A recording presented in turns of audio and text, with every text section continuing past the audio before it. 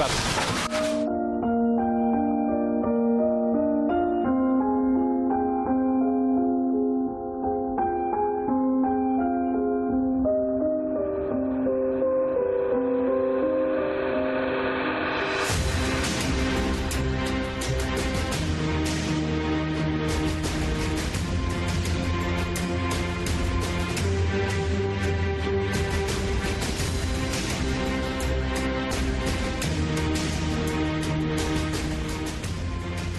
Es la guerra más larga de Estados Unidos.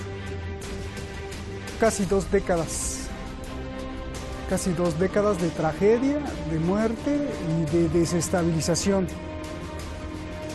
Es la invasión militar a Afganistán. Una invasión que, presumiendo de valentía, George Bush, ¿se acuerda usted? Ordenó una invasión que su motivo y su final pues son muy sospechosos. El motivo ya lo sabe. Pero hoy, este fin de semana, extrañamente, los enemigos acérrimos, Estados Unidos y los talibanes, se dan la mano. Trump quiere retirar las tropas de Afganistán. ¿Qué pasó?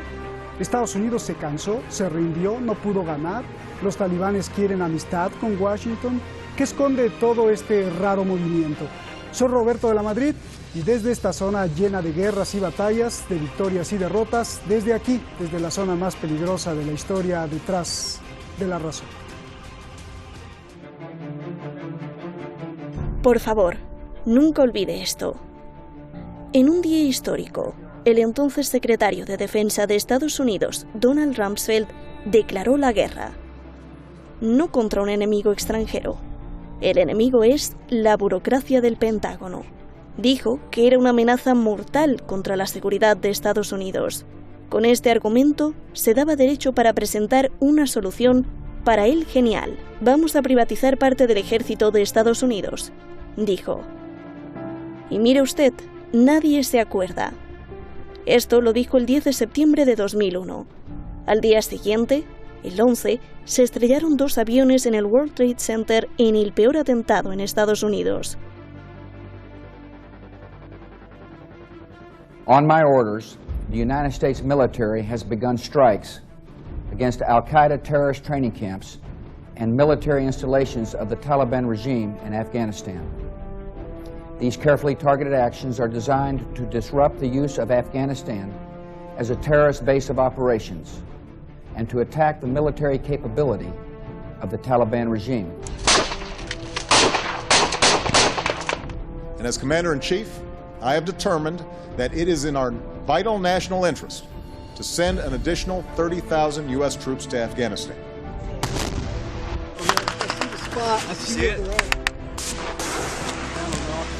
Estados Unidos invadió Afganistán con muchos pretextos. Derrocó al gobierno talibán que tenía oprimido al pueblo. Pero el país lo dejó en caos, sangre y muerte. Pero también, ¿recuerda la privatización del ejército? Los militares privados se hincharon los bolsillos de millones de dólares en Afganistán.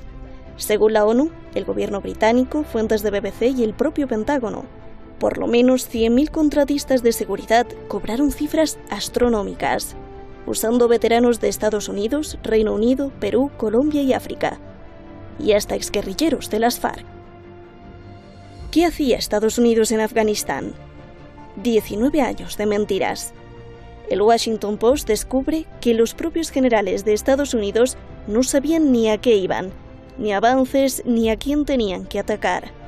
Pero oficialmente eran enemigos a muerte, enemigos que hoy se dan la mano.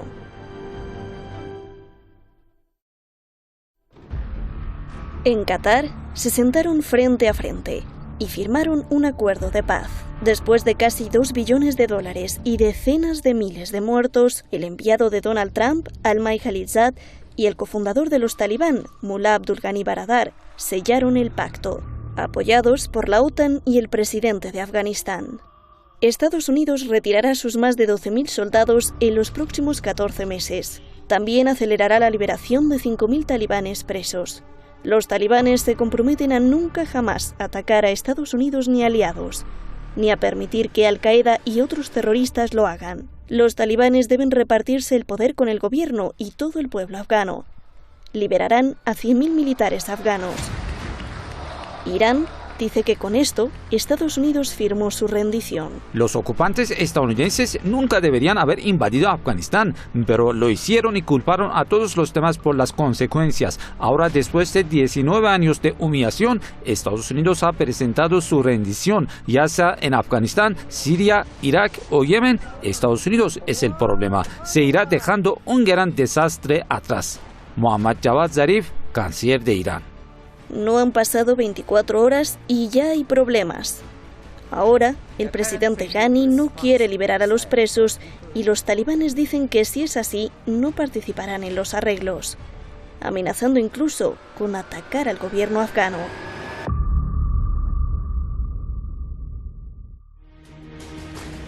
Pues ahí está el documento. Muchísimas gracias, como siempre, a todos ustedes por estar pendientes de Detrás de la Razón y ahora pendientes del equipo y de nosotros. Gracias por sus oraciones y recomendaciones de salud, por tener aquí el Irán coronavirus. Muchas gracias. Vamos directamente con nuestros invitados. Están con nosotros dos maestros, el gran maestro Rafael Araya Masri, analista internacional que usted lo conoce. Rafael, gracias por estar aquí, como siempre, un placer. Y pues te deleitamos siempre. Eduardo Luque, analista político allá en Barcelona. Gracias, Eduardo, por estar aquí también. Rafael, comienzo contigo. A ver, durante casi 2 décadas se pedía que Estados Unidos se fuera de Afganistán. Con este acuerdo que se firmó este fin de semana, yo te pregunto, ¿hay algo que celebrar? ¿Es bueno o es malo? ¿Es positivo o es negativo? Dime, por favor. Yo creo que es bueno para el pueblo de Afganistán, Roberto. Esto es una rendición, como bien decía el informe de los Estados Unidos de Norteamérica, que como también decía esa información previa, fue por oscuros motivos a Afganistán, y Afganistán, digamos, ha reiterado este mantra histórico donde ningún conquistador ha logrado hacer pie y ha logrado apoderarse de ese territorio para rediseñarlo al uso que el invasor quiera. Yo creo que ahí se han mezclado muchas cosas. Yo recuerdo un dato que no es menor, Roberto. Días antes de la invasión de Afganistán, que ocurrió inmediatamente después, después de los ataques a las Torres Gemelas, un contratista petrolero argentino, Jorge Bulgeroni, había ganado la licitación a la que había llamado el gobierno afgano de entonces, gobierno talibán. Jorge Bulgeroni había ganado esa licitación y bueno, esto es una anécdota en el contexto, ¿no? Pero él perdió todo esto a partir de la invasión norteamericana y por supuesto el apetito por el gas, el construir los oleoductos y sobre todo un dato que no es demasiado de dominio público, pero que también está siempre latente, que es el manejo de la heroína, el manejo del mercado de la droga más potente que existe en el mundo, pasa a manos del ejército norteamericano. Es decir, son varias las variables que podemos establecer para eso, pero con lo que sí podemos coronar es con la frase de que esto es una derrota inapelable para el gobierno de los Estados Unidos de Norteamérica, Roberto. Bien, Eduardo, a ver, ¿qué significa para ti este acuerdo de este fin de semana que vimos ahí en Qatar? ¿Se hicieron amigos? Hay informes que ya desde hace tiempo Estados Unidos y los talibanes ya estaban luchando juntos contra Daesh, contra Al-Qaeda, porque no le convenían a estos grupos terroristas ni a los talibanes ni a los estadounidenses. ¿Esto los unió o qué pasó? ¿Por qué dos acérrimos enemigos pues se dan la mano? Fundamentalmente porque la guerra tiene al final su propia dinámica. Al final, en ocasiones, hay vencedores y vencidos y hay que buscar la fórmula, en este caso para Estados Unidos, que ha sido el gran derrotado estratégico, hay que buscar una fórmula para que se pueda retirar aparentando una situación, una búsqueda de la paz, cuando lo que se ha encontrado es una derrota militar y estratégica de enorme importancia. Recordemos que efectivamente, como decía mi contertulio, detrás están precisamente la lucha por el control de los gasoductos. El primer presidente de Afganistán, el señor Karzai, no era sino un trabajador, un alto dirigente de la empresa Unocal, que es la que tenía que tender los oleoductos y gasoductos a través de Afganistán desde el Caspio, y evidentemente Estados Unidos interviene en Afganistán y coloca a este señor como presidente porque evidentemente quiere quedarse con esos recursos. Pero la guerra sale muy mal, la guerra no consigue ninguno de sus objetivos y después de 19 años y de provocar un sufrimiento infinito en la población afgana, han de reconocer que efectivamente no pueden ganar la guerra y que han de retirarse de la forma menos vergonzosa posible. Así que se establece un acuerdo, llevan un año discutiendo el acuerdo de paz y finalmente el sábado pasado lo firman. Bien. ¿Cuál es el problema que se plantea? Que Estados Unidos, que es realmente quien manda en Afganistán, ha dejado completamente de lado al gobierno afgano, y el gobierno afgano estaría obligado a liberar no menos de 5.000 prisioneros talibanes, y ahora ha dicho que no cumplirá esa parte del acuerdo, lo cual implica necesariamente que la parte talibán lo que va a hacer es, si la cosa no se resuelve en las próximas horas, reiniciar de nuevo las hostilidades. Porque todos sabemos a estas alturas que de aquí a 12 meses, cuando la última tropa de Estados Unidos abandone Afganistán, los talibanes recuperarán el poder otra vez, puesto que el gobierno afgano es un gobierno extraordinariamente débil, que se mantiene por la ayuda de Estados Unidos y es extraordinariamente corrupto, incluso para niveles, como estamos viendo en muchos países, que la corrupción es impresionante. El caso de Afganistán es aún mucho más importante. Y esta es la realidad de lo que nos encontramos ahora, ¿no? Estados Unidos ha perdido la guerra, el señor Trump necesita salir como sea, salvando la cara de la situación, y ha llegado a una especie de arreglo con los talibanes, que por cierto están reconocidos todavía por la ONU como un grupo terrorista. ¿Dónde quedó aquello que decían los políticos norteamericanos, que ellos no negociaban con terroristas? Los talibanes, como digo, son un grupo terrorista considerado así por la ONU, y Estados Unidos se ha visto obligado a negociar con ellos. Bien. A ver, Rafael, ya nos explicaron los dos que, bueno, pues fue derrotado Estados Unidos, no pudo ganar, es una derrota infalible, me dice Rafael, me dices tú y me dice Eduardo. Rafael, yo te pregunto, ¿qué significa o cómo es posible que los talibanes, quienes profesan una ideología que considera Satanás al imperio, pues también le den la mano a Estados Unidos? A ver, explícame eso. Yo creo que la guerra impone reglas e impone condiciones que podemos ver en la firma de este acuerdo. Lo que necesita el talibán es que Estados Unidos salga de su territorio. Pero yo quiero, antes de profundizar en esto, hacer pie en una frase que dijo recién Eduardo, y que está referida al dolor infinito que los Estados Unidos infligió al pueblo afgano. Recordemos todas las matanzas en ceremonias de matrimonios, en ceremonias civiles, en fiestas familiares, digamos, donde pilotos norteamericanos, pilotos entre comillas, ¿no?, pero verdaderos jugadores de PlayStation, de videojuegos, con el mismo sistema desde un búnker en el estado de Texas, dirigían los drones militares que asesinaban población civil en Afganistán. Recordemos las matanzas de niños, los bombardeos de colegios, y vemos hoy ese resultado dramático en una cantidad enorme de estos soldados pilotos de drones, digamos, el trauma, la afección psiquiátrica por tener, digamos, que atentar contra población civil.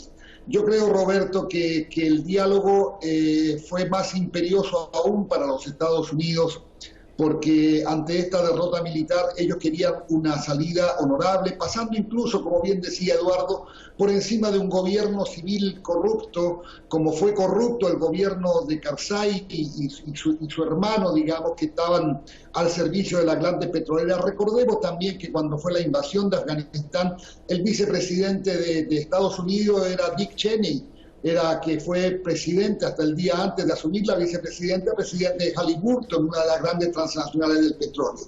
Entonces, ¿quién pone las condiciones? finalmente es aquel que posee el territorio, y el territorio es del pueblo afgano, es del talibán. Entonces, como la paz se hace con los enemigos y no con los amigos, no tenían más remedio que sentarse con los Estados Unidos para exigir e implementar un plan de retiro de las tropas norteamericanas de acá a 14 meses vista, Roberto. Bien. Eduardo, a ver, con lo que me dice Rafael y con lo que me dijiste tú hace un rato, ¿tú realmente crees que Estados Unidos dejará así de fácil un gran negocio? Los miles de millones de dólares que significan las tierras raras, los minerales, la posición geoestratégica frente a Rusia, China, Irán, la producción de opio, la producción de heroína, que es enorme, ¿van a dejar así de fácil con un acuerdo? No, evidentemente Estados Unidos seguirá intentando llevar la política y provocar todo el caos posible en la zona. Lo que ocurre que la posición de partida ahora es mucho más compleja y mucho más difícil que la que tenía hasta este momento en plena guerra. Pero Estados Unidos no se retirará fácilmente y de forma rápida. Mejor dicho, se tendrá que retirar porque la posición militar es la que es, pero no dejará de influir políticamente a través de grupos terroristas que irá financiando, a través de los múltiples medios que los sistemas de inteligencia tienen en la zona para crear confusión y crear pavor en la zona. Estados Unidos sabe que si, y eso en política es una ley casi sagrada, que cualquier espacio vacío que se produce en política es rellenado rápidamente por el contrincante. En estos momentos en Afganistán ya se ha posicionado en zonas interesantes para la explotación de minerales y recursos petrolíferos. Se ha instalado Pekín, que ya tiene inversiones importantes en Afganistán y ha negociado con los talibanes y con el gobierno afgano precisamente esta posición, igual que lo que está haciendo Rusia también, que aparecerá como un posible beneficiario, e incluso Irán, que tiene una frontera amplia con el país. Bien. A ver, Rafael, ¿no nos estará engañando Donald Trump? Este de acuerdo de paz no será todo un truco trumpista, solo para sacarse la fotografía y demostrar que él cumplió su promesa de retirar las tropas. Pero él sabe que el gobierno afgano no va a ponerse de acuerdo jamás con los talibanes jamás se van a poner de acuerdo con el gobierno afgano, los talibanes entonces retomarán la violencia y ya no fue por Donald Trump, va a decir, pues no, yo no fui, fueron ellos. Y yo te pregunto, ¿no será un truco? O quizás sí se vayan, pero déjame citar lo que Trump dijo textualmente hace unos días. Dijo, si las cosas se ponen mal, regresaremos con una fuerza nunca antes vista, lo dijo Trump. Esto ya tiene un mensaje, ¿no? Conociendo que hay muchas etnias, intereses, fricciones dentro de Afganistán, apenas vean cualquier disturbio y en unos meses pues ahí vienen de regreso o nunca se fueron. ¿Podrá ser así todo esto un truco, mi querido Rafael? Tampoco sería para sorprenderse, viniendo sobre todo de Donald Trump, Roberto. Recordemos lo que ha pasado con Corea del Norte y todo ese pretendido flirteo y enamoramiento de Donald Trump en un momento hacia Kim Jong-un, las reuniones que se llevaron a cabo en Singapur, y todo ese diálogo que se comenzó y que Trump, digamos, de manera unilateral y absolutamente arbitraria abandonó, porque ellos aspiraban obviamente a una desnuclearización completa de la península coreana, cosa que el gobierno de Corea del Norte no está dispuesto a entregar, porque de eso depende su defensa y su propia supervivencia como sistema político. Lo hemos visto en Siria, Roberto. Siria, con grandes aspavientos, Estados Unidos comunicó el abandono del territorio sirio por parte de las fuerzas norteamericanas. Lo hizo durante una semana y después comenzó a volver desde la frontera con Irak con nuevas tropas, con nuevos equipos, y dijeron, vamos a asegurar la ruta del petróleo, vamos a asegurar los pozos petrolíferos, y ahí están instalados expoliando, ocupando y sacando ese petróleo por la vía de Turquía hacia terceros mercados, Roberto, robando, por supuesto, los recursos naturales de Siria. Nada nos indica que no podría pasar lo mismo en Afganistán. Esto recién comienza y es un camino que todavía tiene un largo tiempo por recorrer, y a mí no me sorprendería, digamos, que esto también sea incumplido por parte de Donald Trump. Los talibanes están hoy en una posición de fuerza y creo que son ellos los que están en mejores condiciones de poner las reglas, la letra y el espíritu respecto de la retirada norteamericana de ese país. Bien, a ver, te voy a hacer una pregunta macabra, Eduardo. ¿Y por qué macabra? Mira, ¿realmente se puede decir que Estados Unidos perdió?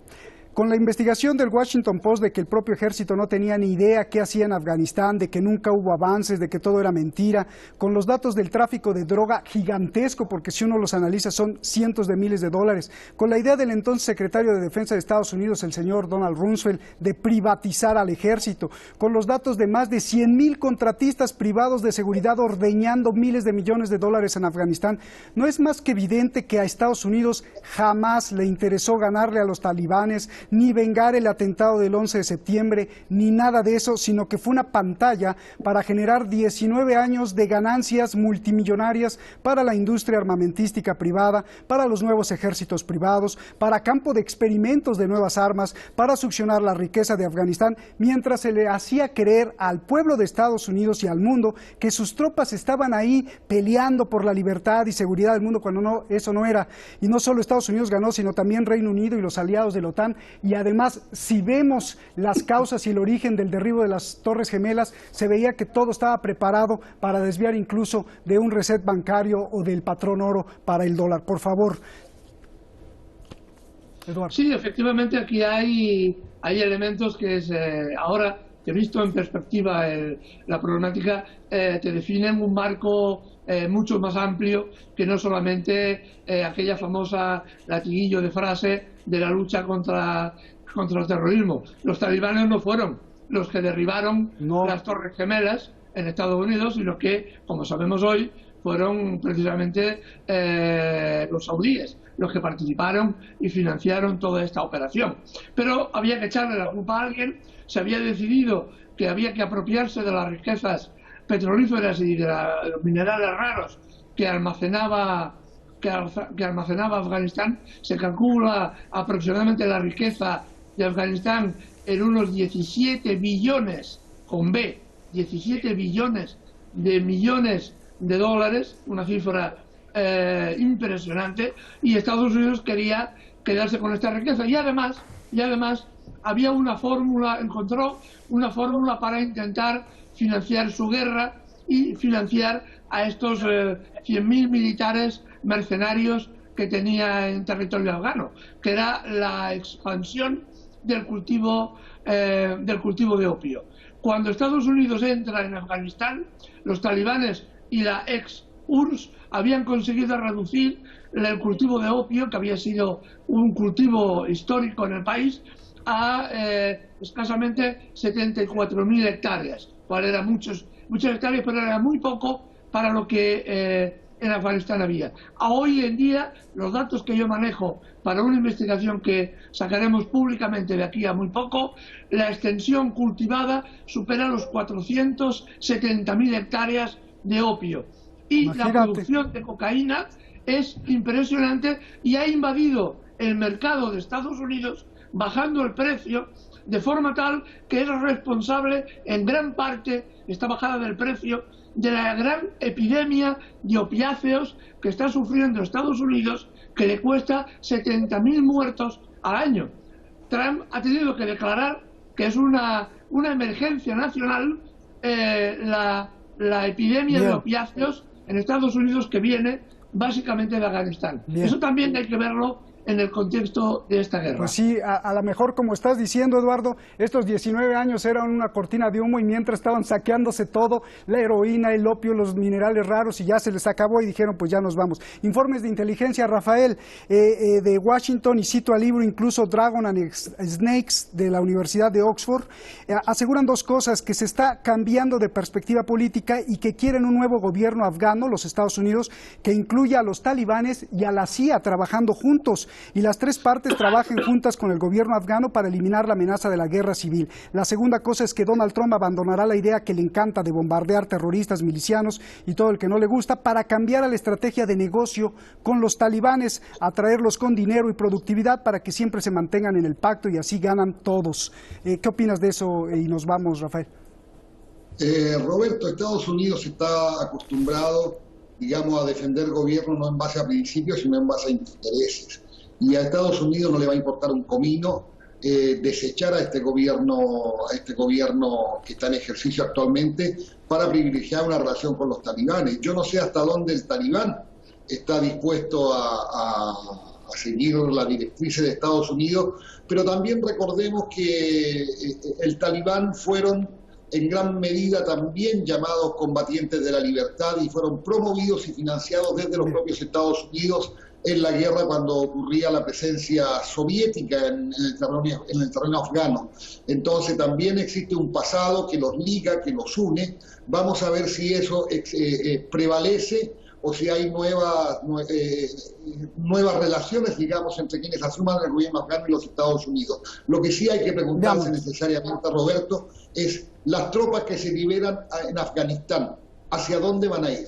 Ándale, qué buena pregunta. Con eso nos vamos. Gracias, Rafael. Abrazos a los dos, como siempre. Grandioso. Gracias, gracias. Esta zona donde estamos aquí es zona de conflictos milenarios, de guerras y batallas, una de las cunas de la civilización humana. Más allá del misticismo, el conflicto se explica porque es el nudo donde cruzan las vías de energía, las vías de combustible, alimentos, transporte y cultura. Aquí convergen Oriente con Occidente, Asia y su paso a África y viceversa. No por nada aquí nacieron las tres religiones monoteístas y hasta la fecha todo sigue en ebullición. Mañana iremos a Siria, donde Turquía amenaza con una guerra total. El jaque es para Rusia, quien defiende a Siria. No se lo pierda aquí, en Detrás de la Razón. Buenas noches.